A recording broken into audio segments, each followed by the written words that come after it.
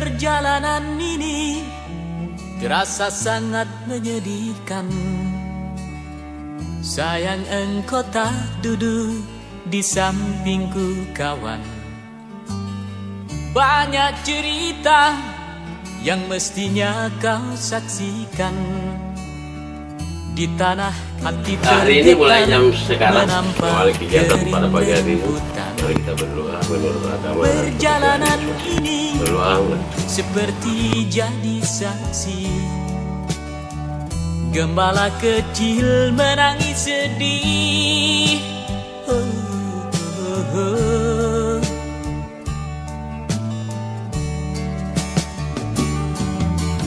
Kawan coba dengar apa jawabnya ketika aku tanya mengapa bapak ibunya telah lama mati. Kami 5 bersaudara, 2 tinggal dengan keluarga saya.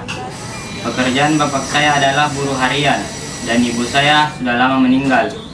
Saya mewakili keluarga saya mengucapkan rasa syukur dan terima kasih yang sebesar-besarnya kepada Bapak Pangdam 14 Hasanuddin beserta seluruh tim RTLH atas perbaikan terhadap rumah kami, sehingga saat ini kami dapat menempati rumah yang layak huni.